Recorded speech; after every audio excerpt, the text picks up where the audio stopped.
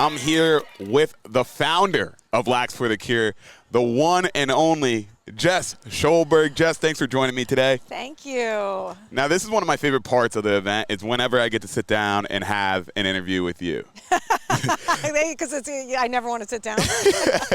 But we're at LAX for the Cure. This is an event that you built from the ground up. What does it mean having all these people show up for such a great event? I think every year, or maybe it's something because I'm getting a little bit older, it means that much more. Everybody comes together because there's just always a little bit more energy, a little bit more pink, a little bit more fundraised, and everyone just kind of buys into the message. And I think it has to do with the evolution of sports and club sports. Sometimes there's things out there that are bigger than the kids and bigger than the families and bigger than the sport itself. And when you can combine all of it together, like LAX for the Cure, I feel like they just all want to do something good for the world, right? Like you put good into the world, and I think at this event, you're still playing lacrosse, you're still getting recruited, you're still playing the sport you like, but you're doing something good too. I think that makes everybody feel great about themselves. Absolutely. I love seeing all these teams come out with special LAX for the Cure jerseys. Everybody's wearing pink. You know, girls spray painting their hair pink. You know, I might have to get a pink mohawk next year for this event. I think the beard. The beard? The beard. I don't know. Maybe when I hit 7 million, the beard. The beard. All right. We might have to talk about that. Okay. But let's bring it back for a second. Let's talk about how LAX for the Cure came about. How did you come up with this event? Well, I had 2 young girls at home, and I was pregnant with turned out to be my 3rd daughter, Shay, who is now this is her last LAX for the Cure. And we had 3 moms in our club that were recently diagnosed with breast cancer.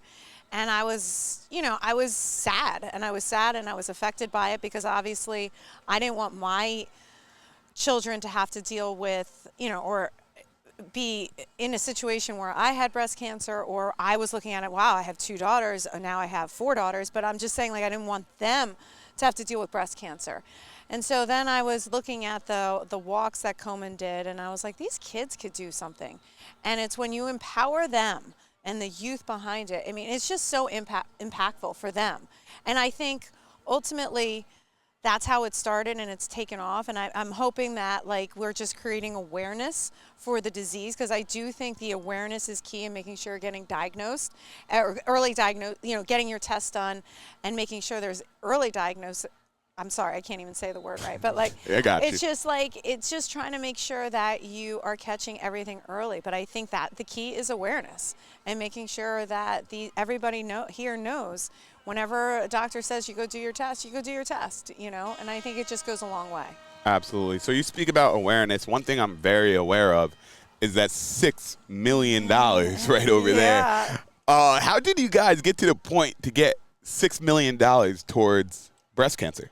Every year, layer by layer, every year, everybody just seems to show up. And Charlie usually asks me about, like, 2 weeks, what do you think? How do you think we're going to hit our numbers? I go, any good we do is better than not doing anything, because he tends to know I'm pretty competitive. So I kind of like to beat, like, every year's number. And then as we are, like, approaching big milestones, I really just like to celebrate everything. Like, I feel like in life, you should, obviously you celebrate your birthdays and you celebrate milestones, but we should just celebrate being here, right? And everything part about it, right? So it's just being able to celebrate the little things. So, but even though that's a big thing, it's been a lot of little things that led to that. It's a blessing. You're right. Every day is a blessing to be here. I like celebrating the little victories and everything. It's awesome. So you talked about your daughter's last time playing at LAX for the Cure. How crazy is that? Don't make me cry. It's funny. I still have Brittany, I still have a younger 32, so I have a few, and I get to go back to kind of the youth event with my teams. But for my older kids, it's pretty emotional, because that's really where it all started and where it was for my 3 older daughters. But at the same time, it's great because I have one working in the tent, one coaching. So I know that, like, when Shay finishes up here, she'll be back out here helping. But it is very bittersweet. It is, they have great things ahead of them, but it's been really fun to watch them play. And I'm sure every 2027 parent kind of feels the same way. Like, this is the last car ride, the last Wawa run, a lot of lasts. So it's hard, but you just keep your eyes forward and look for the good things ahead. I love it. I know you've been a lax mom for quite some time. You've been up, down, around the country. What's a piece of advice that you'd give a lax mom? I, probably not do what I do. I tend to be a little intense and competitive. My kids know that, like, you're not going to be perfect as a lacrosse mom. I think that's ultimately what I've learned, is that I'm far from perfect. And whenever I kind of don't do what I should be doing as a parent, whether if I yelled at my kid or I acknowledge my imperfections and just say I'm going to do better.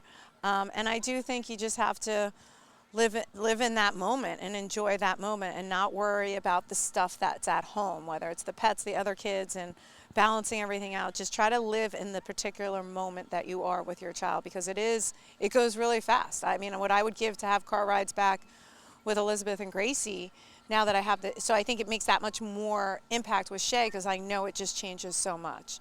But just know you don't need to be perfect, and enjoy the moment.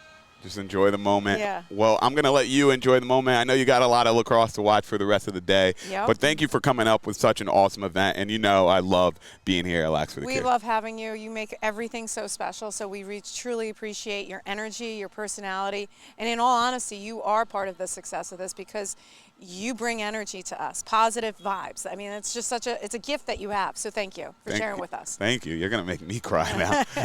Thank you. All right.